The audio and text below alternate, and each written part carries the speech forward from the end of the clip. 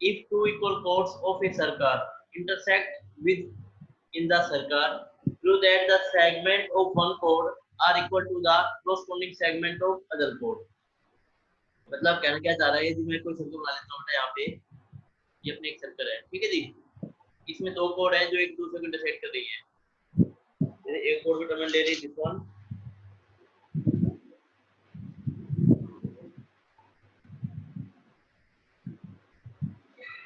एक कोड मैं ले लेता हूँ,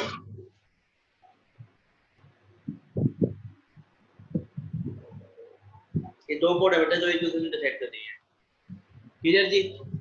अब क्या कह रहा है, इसका जो सेंटर है मैं ओ मान लेता हूँ, यहाँ पे ले लेता हूँ सेंटर,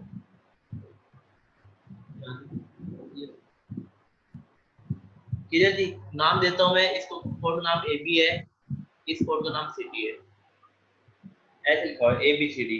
ये दोनों कोड एक दूसरे को ई पे इंटरसेक्ट कर रही है, मैं ये मान लेता हूँ। अब आपको प्रूव करना है, टू प्रूव, अब प्रूव करना है बेटा यहाँ पे कि जो अपने पास कोड अपने पास जो ये ए ही है,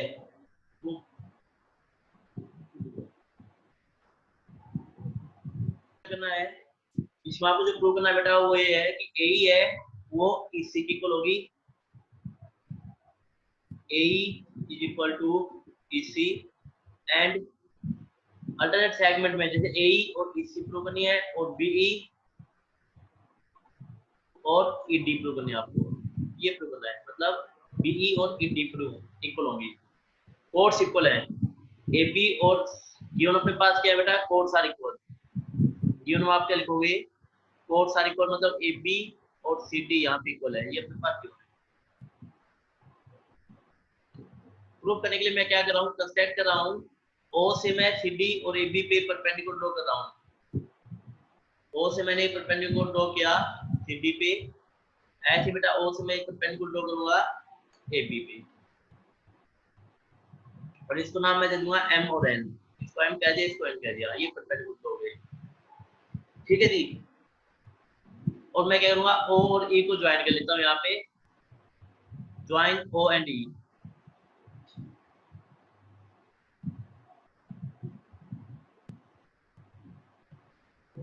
अब देखो प्रूफ में आप क्या लिखोगे, ए बी और सी डी कोड है और दोनों इक्वल है, ये दोनों कोड इक्वल है तो एन यहाँ पे परपेंडिकुलर है, O N is perpendicular to A B, यदि ओ एन ए बी के परपेंडिकुलर है जिसका अर्थ क्या है, A N is equal to N B, equal होंगे बेटा, ए एन की वैल्यू और एन बी की वैल्यू इक्वल होगी। आपको पता है कि सेंटर से कोड के ऊपर परपेंडिकुलर ड्रॉ करते हैं तो इक्वल भागों में डिवाइड करेगा कोड को, ऐसे ही ओ एम परपेंडिकुलर है बेटा सी डी के ऊपर, ओ एम यदि सी डी पे परपेंडिकुलर है तो सी एम की वैल्यू और एम डी की वैल्यू इक्वल होगी बेटा यहाँ पे, ये दो बात आपको ध्यान रखनी है। अब मैं क्या कर रहा हूँ, इसको प्रूफ करने के लिए ट्रायंगल ले रहा हूँ this one, O M E और सेकंड ओ एन ई, तब क्या लिखोगे, in triangle O M E and triangle O N E, इन दो ट्रायंगल्स को लेके चलते हैं हम लोग, इनको हम कॉम्पोनेंट्स दिखाएंगे बेटा। तो कॉम्पोनेंट्स कैसे दिखाएंगे हम लोग, पहले तो आप क्या लिखोगे कि ओ एंगल जो ओ एम ई है वो किसी को ले बेटा एंगल ओ एन ई के 90 डिग्री ईच, ठीक है जी, दोनों 90 डिग्री के हैं। सेकंड आप क्या लिखोगे कि O E is equal to O E, O E और ओ ई क्या हो गया बेटा, दोनों में कॉमन हो गया, ठीक है जी। और थर्ड क्या लिखोगे, O M is equal to O N, O M is equal to O N, ये पता है आपको O M is equal to O N क्यों होगा, क्योंकि इक्वल कोड है, लिख देना इक्वल कोड्स, जो इक्वल कोड्स है होती है अपने पास equal chords A B and A C, उसकी जो सेंटर से जो डिस्टेंस होती है बेटा वो इक्वल होती है, तो बाय किसे लिखोगे, बाय आर एच एस, यहाँ पे लिखोगे by R H S, congruency rule, by R H S congruency rule, triangle O M E is congruent to triangle O N E, यदि OME और ONE कॉन्ग्रुएंट हो गए दोनों ट्रायंगल, तो इसका क्या है, इसका है बेटा जो अपने पास ME है और NE है वो इक्वल हो जाएगा, ME is equal to NE by CPCT। ठीक है जी, ME और NE इक्वल हो गए, यहाँ पे ME ये वाला हिस्सा और NE ये वाला हिस्सा इक्वल हो गए। अब आपको प्रूव क्या करना है, पहले मैं इसको लेके चलता हूँ, आपको प्रूव करना है BE is equal to ED, BE और ED को इक्वल दिखाना है। अब आपके पास गिवन क्या है कि BN है ना, वो किसके इक्वल है बेटा, BN है वो AM की इक्वल है। गिवन में क्या आपके पास कि जो BN है वो AM की इक्वल है आल्सो, और क्या गिवन है बेटा आपके पास, BN यदि AM की इक्वल है और CM वो MD की इक्वल है, CM है बेटा वो MD की इक्वल है। अब मुझे बताओ जब BN AN की इक्वल है और CM MD की इक्वल है, लेकिन AB और BC, AB और CD ये तो पहले से इक्वल है, तो AB और CD तो इक्वल है ही, तो इसका क्या है, जो अपने पास BN होगा, ये वाली जो लेंथ होगी BN, क्या वो MD की इक्वल होगी या नहीं होगी, ये भी तो इक्वल होंगे। तो BN जो होगी अपने पास या MD जो होगी किसकी इक्वल होगी बेटा, MD की इक्वल होगी, क्योंकि ये दोनों भी इक्वल होंगे। तो आप क्या लिखोगे, therefore BN is equal to, जो BN लेंथ है वो किसकी इक्वल होगी, MD की इक्वल होगी। तो BN is equal to MD, BN और MD इक्वल है, इन दोनों साइड में ऐड करता हूं ME, adding both side ME, आप बोथ साइड ME ऐड कर दो। जैसे आप ME ऐड करोगे BN plus ME is equal to MD plus ME। अब देखो BN प्लस ME, ME किसके इक्वल है, ME NE के इक्वल है, देखो यहाँ पे रहा, तो मैं क्या करूंगा इस ME को NE लिखूंगा यहाँ पे, तो BN plus NE is equal to DM plus, इसको मैं लिखूंगा ME। अब देखो BN plus NE, BN plus NE क्या बनेगा, BE बनेगा, तो ये हो जाएगा बेटा BE is equal to DM plus ME, DM क्या है अपने पास, ये रहा बेटा DM प्लस ME, DE बनेगा या ED बनेगा, ये हो जाएगा ED। तो ये आपको प्रूव करना था कि BE जो है वो ED की इक्वल है। फर्स्ट स्टेप तो ऐसे करना है। सेकंड स्टेप में अब आपको क्या करना है, AE को इसी की इक्वल दिखाना है। तो सेम बेटा AE कहाँ पे, ये रहा, ये हिस्सा AE है, AE को इसी की इक्वल दिखाना है। तो आपको पता है कि AN और CM ये भी इक्वल होंगे, तो लिख देना also AN is equal to CM। AN की जो वैल्यू है पूरा कंप्लीट AN, और ये जो अपने पास CM है ये कंप्लीट यहाँ से यहाँ तक ये इक्वल है, AN और CM इक्वल है, और इनमें से मैं क्या करूंगा, बोथ साइड में से माइनस कर दूंगा ME को, तो सब्ट्रैक्टिंग ME बोथ साइड, और जैसे आप ME को माइनस करेंगे ये बनेगा AN minus ME is equal to CM minus ME। इस ME को क्या लिख देना आप लोग, NE लिख देना, तो AN माइनस NE, क्योंकि दोनों इक्वल है, ME और NE इक्वल है, CM माइनस के ME। अब देखो AN माइनस के NE, AN में से ये जो कंप्लीट AN है इसमें से मैं क्या माइनस कर रहा हूँ बेटा, इसमें से मैं माइनस कर रहा हूँ NE, ये वाला हिस्सा माइनस कर रहा हूँ, तो क्या हिस्सा बचेगा अपने पास बचेगा सिर्फ ये वाला हिस्सा, और ये क्या है अपने पास AE है, तो अपने पास क्या बचेगा यहाँ पे AE, यहाँ पे आपको लिखना है AE is equal to, same बेटा इस साइड में CM में से मैं ME को माइनस करूंगा तो अपने पास क्या बचेगा, ये वाला हिस्सा, और ये अपने पास CN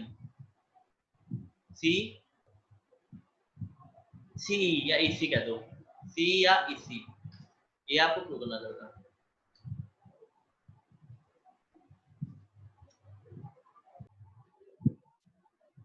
क्या कहा बेटा इस क्वेश्चन में कि AB और CD दो कोड हैं, इन दो कोड को आपको प्रूव करना है, और यहाँ पे गिवन है कि MP और NP इक्वल हैं, और OM परपेंडिकुलर है AB के और ON परपेंडिकुलर है CD के।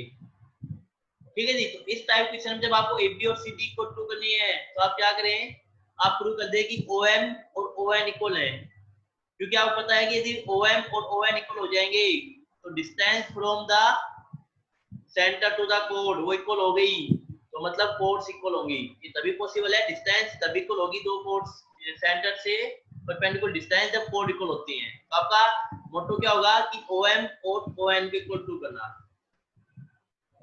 तो इसका सॉल्यूशन क्या लिखोगे आप लोग?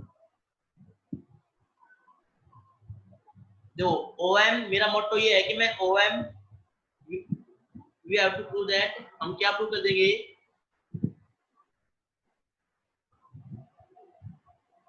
कि OM is equal to ON।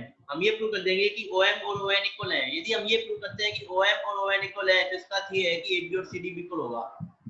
AB और CD को इक्वल प्रूव करने के लिए OM और ON इक्वल प्रूव कर दो आप लोग। तो इसके लिए आप ट्रायंगल उठा लीजिए जिसमें OM और ON आए। तो एक तो ट्रायंगल ले रहा हूं बेटा दिस वन OMP, और एक मैं ट्रायंगल लूंगा दिस वन ONP। तो आप क्या लिखोगे? In triangle OMP and triangle ONP, इन दो ट्रायंगल को मैं कॉन्ग्रुएंस प्रूव करता हूं। तो कॉन्ग्रुएंस कैसे प्रूव करेंगे? पहले आप लिखो कि MP is equal to NP, MP और NP इक्वल है बेटा, ये गिवन अपने पास, ये देखो ये गिवन रहा। सेकंड क्या लिखोगे? Angle OMP, angle OMP is equal to angle ONP 90 degree each, ये भी अपने पास गिवन है, ये दोनों 90 डिग्री के हैं बेटा अपने पास। और थर्ड क्या लिखोगे? OP is equal to OP, common, दोनों में कॉमन आ गया। तो 90 के सामने क्या है? देखो OP है और एक AM साइड इक्वल है, तो बाई RHS क्या कह देंगे? By RHS rule, by RHS congruency rule. Triangle OMP it's congruent to triangle ONP। यदि ये दोनों ट्रायंगल कॉन्ग्रुएंट हो गई तो आपको पता है बेटा, यदि दो ट्रायंगल कॉन्ग्रुएंट हो गई ONP और ONP, उनकी कॉरस्पॉन्डिंग साइड्स मतलब OM इक्वल टू ON, ये भी इक्वल होंगी बाय CPCT, CPCT से इक्वल होगी बेटा। और ये मैंने कहा था क्योंकि साइड्स ये OM और ON इक्वल हो गए, और आपको पता है सेंटर है, तो सेंटर से परपेंडिकुलर डिस्टेंस इक्वल है दोनों कोड के ऊपर, तो this implies AB is equal to CD। Answer proof, ये आपका प्रूफ हो गया बेटा।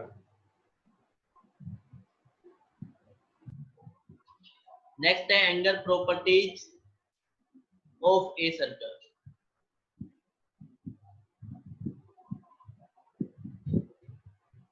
यह एंगल प्रॉपर्टी ऑफ सर्कल कर लो, सर्कल ए सर्कल या angle property of a circles.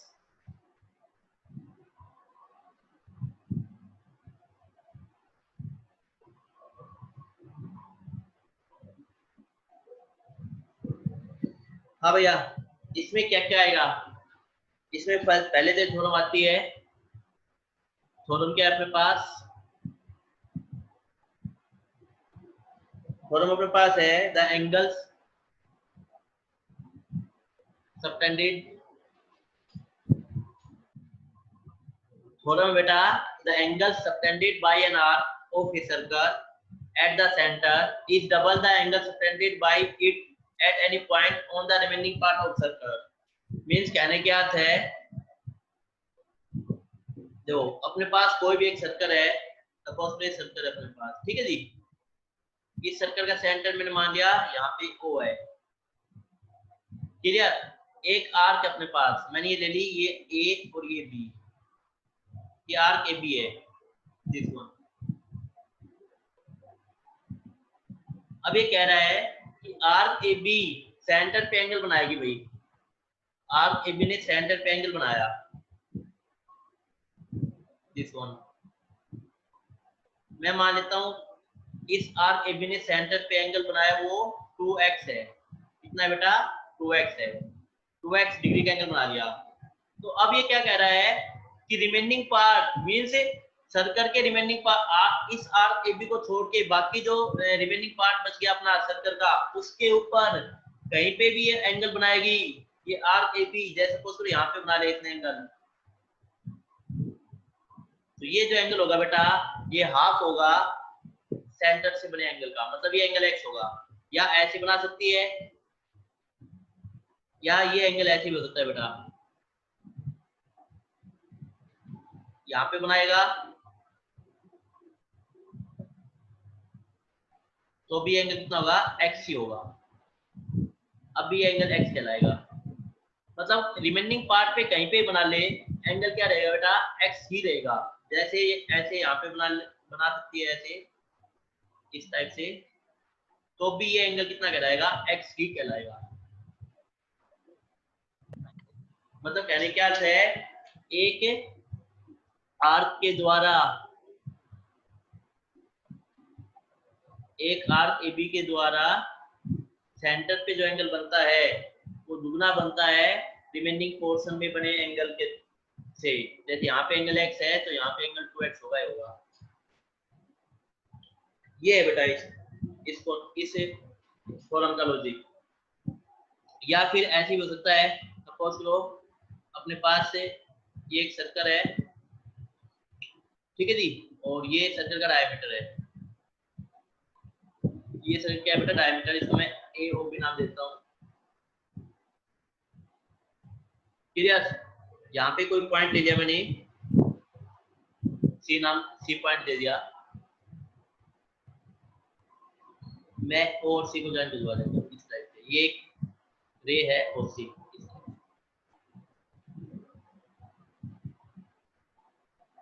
इस सी को ज्वाइन कर लो बेटा और बी सी को ज्वाइन कर लो इस टाइप से।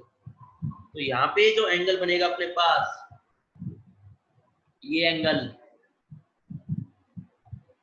बेटा, जैसे ये जो एंगल बनता है आपको पता है ये 90 का बनता है, क्योंकि यहाँ पे कोड AB जो है एक स्ट्रेट लाइन है, तो यहाँ पे जो सेंटर पे एंगल बनेगा ये कितने का बनेगा अपने पास, 180 का बनेगा, आपको पता है क्योंकि स्ट्रेट लाइन है। ये एंगल 180 का है, तो ये एंगल जो बनेगा अपने पास इसी आर्क, जो आर्क अब की बार क्या है, AB है, आर्क अब की बार क्या है अपने पास, ये नीचे वाली आर्क, ये AB आर्क है। तो आर्क AB ने सेंटर कितना एंगल बनाया, 180 का, तो यहाँ पे C पे कितना एंगल बनाएगी, इस बाकी रिमेनिंग आर्क में इसका हाफ कर दो तो 90 का एंगल बनाएगी। ठीक है जी। तो कैसे बनाता है ये, मतलब आर के सर्कमफ्रेंस, रिमेनिंग सर्कमफ्रेंस पे यदि एक्स एंगल बना रहा है तो सेंटर पे 2x 2 बना रहा है, इसका हम प्रूफ देखते हैं। प्रूफ के लिए तो एक मेथड तो बना लेता हूँ यहाँ पे,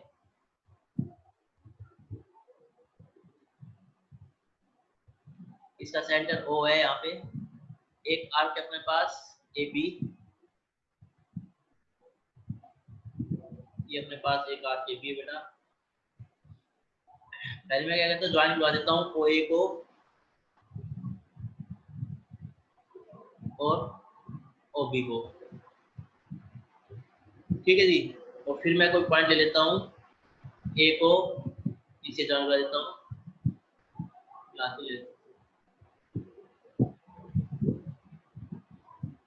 इसको मैं C पॉइंट कह देता हूँ।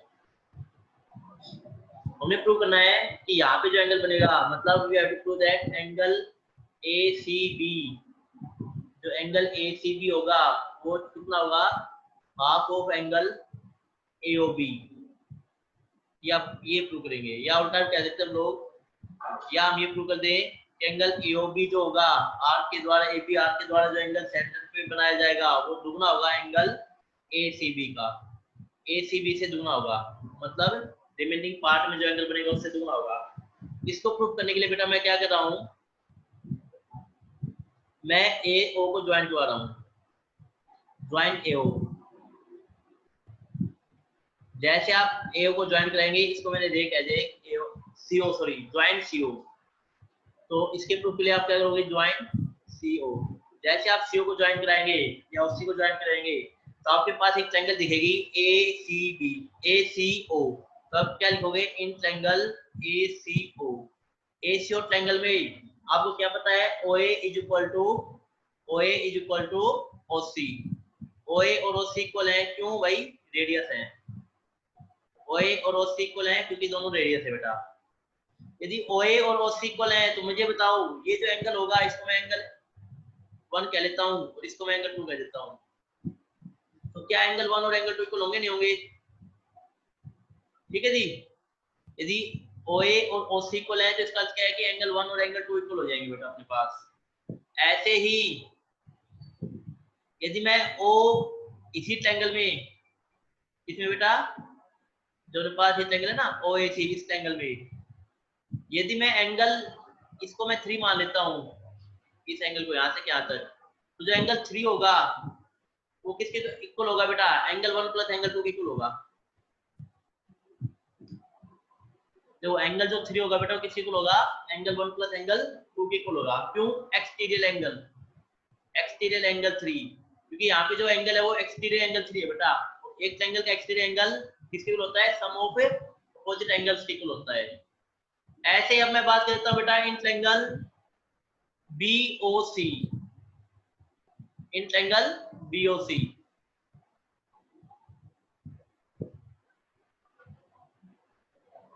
जब मैं BOC ट्रायंगल की बात करूंगा, दिस वन, ये जो ट्रायंगल है इसमें आप क्या लिखोगे? OB equal to OC। OB और OC इक्वल होंगे बेटा। यहाँ पे OB और OC इक्वल हो गए, तो इसका अर्थ है कि इसको एंगल में 4 कह देता हूँ और इसको मैं एंगल 5 कह देता हूँ। तो इसका अर्थ है बेटा angle 4 equal to angle 5। Angle 4 और एंगल 5 इक्वल होंगे, और जो एंगल बच गया अपने पास दिस वन, इसको मैं कहता हूँ एंगल 6। तो यहाँ से आप क्या लिखोगे? आल्सो एंगल जो 6 होगा बेटा किसके इक्वल होगा? एंगल 4 प्लस एंगल 5 के इक्वल होगा। एंगल 6 किसके इक्वल होगा? एंगल 4 प्लस एंगल 5 इक्वल होगा। एंगल सम प्रॉपर्टी नहीं, एक्सटीरियर एंगल 6, यहाँ से क्या लिखोगे कि जो एक्सटीरियर एंगल 6 है वो एंगल 4 प्लस एंगल 5 इक्वल होगा। अब आप क्या कीजिए? एंगल 3 ये इक्वेशन फर्स्ट कह दीजिए और इसकी इक्वेशन सेकंड कह दीजिए। फर्स्ट और सेकंड को ऐड कीजिए। तो फर्स्ट और सेकंड को जब आप ऐड करोगे तो angle 3 plus angle 6, angle 3 plus angle 6 किसको लाएगा? Angle 1 plus angle 2 plus angle 4 plus angle 5। Angle 1 plus angle 2 plus angle 4 plus angle 5। अब देखो एंगल 1 और एंगल 2 इक्वल है, तो मींस एंगल 1 को मैं क्या लिख सकता हूं? एंगल 2 लिख सकता हूं। तो इसको मैं लिख दूंगा एंगल 1 को एंगल 2, तो एंगल 2 प्लस एंगल 2, और यहाँ पे इसको लिखूंगा मैं एंगल 4 और 5 इक्वल है, तो एंगल 5 को मैं क्या लिख दूंगा? एंगल 4 लिख दूंगा। एंगल 4 प्लस एंगल 4, तो इसका अर्थ क्या है? ये 2 टाइम्स एंगल 2 हो जाएगा प्लस 2 टाइम्स एंगल 4 हो जाएगा। 2 कॉमन आ जाएगा बेटा, अंदर आएगा एंगल 2 प्लस एंगल 4, ये आएगा एंगल 3 प्लस एंगल 6। यदि मैं एंगल 3 प्लस एंगल 6 को देखो ध्यान से, तो ये है क्या? एंगल AOB है, ये कंप्लीट एंगल है। Angle AOB is equal to 2 times angle 2 plus angle 4, ये कौन सा एंगल है बेटा? ACB है, तो 2 टाइम्स एंगल ACB। तो आप क्या लिखोगे? प्रूफ।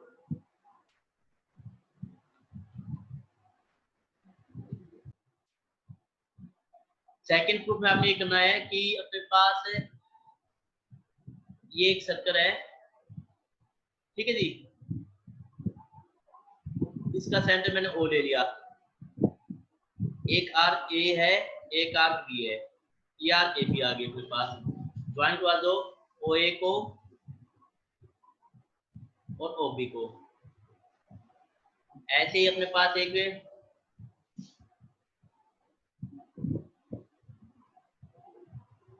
एक पॉइंट C है बेटा, इसको मैं A और C को, B और C को ज्वाइन करवा दूंगा। ये अपने पास पॉइंट C है। नेक्स्ट स्टेप में हम क्या करेंगे? CO को ज्वाइन करवा देंगे। CO को ज्वाइन करवाने के बाद अब आपको पता है OC और OA इक्वल है, तो आप क्या लिखोगे? ये जो एंगल है इसको x मान लो, तो ये एंगल भी कितना हो जाएगा बेटा? x हो जाएगा। होगा या नहीं होगा?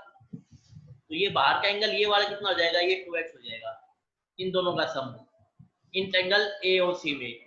ऐसे ही यदि मैं बात करूं आपके पास ये जो ट्रायंगल है, ये एंगल y हो जाएगा, क्योंकि OC और OB इक्वल है, तो ये एंगल y हो जाएगा। तो बाहर का जो एंगल अपने पास दिस वन, ये एंगल कितना हो जाएगा बेटा? 2y हो जाएगा। अब देखो, अब आप निकालो एंगल AOB, तो एंगल AOB कितना आएगा? 2x प्लस 2y, मतलब कितना हो जाएगा? 2 कॉमन x प्लस के y। अब आपसे कहूं कि मैं एंगल ACB निकालो, तो एंगल ACB कितना जाएगा बेटा? इन दोनों का सम x प्लस के y। तो यहाँ से आप क्या रखोगे? x प्लस y की जो वैल्यू है यहाँ पर कर दो। Therefore angle AOB is equal to 2 times angle ACB। ये देखो जल्दी प्रूव हो गया। इस मेथड से कर लो, ये आसान है। हाँ भाई, ABC 3 पॉइंट है सर्कल पे, एंगल बी ओ सी है 30 डिग्री, ए ओ बी है 60 डिग्री, डी एक पॉइंट है सर्कल के ऊपर ही, तो एंगल ए डी सी के बारे में बताना है कि ये एंगल ए डी सी कितना होगा, बताओ जल्दी से।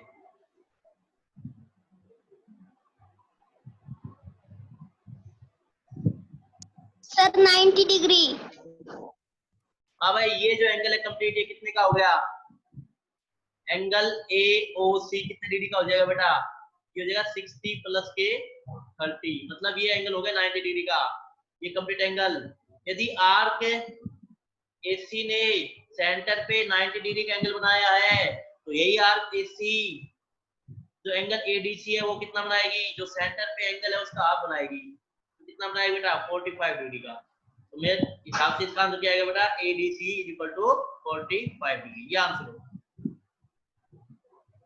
क्योंकि जो आर्क के सेंटर, जो आर्क क्या है, एसी ए और सी, ये आर्क है, इस आर्क ने सेंटर पे 90 डिग्री का एंगल बनाया है, तो यही आर्क सर्कमफ्रेंस पे कितने का एंगल बनाएगी, 90 का हाफ कर देना 45 डिग्री का। यही तो मैं पढ़ा के आया हूं पीछे। ठीक है जी, आए समझ में? ओके। हाँ तो बेटा आज के लिए इतना ही करेंगे हम लोग।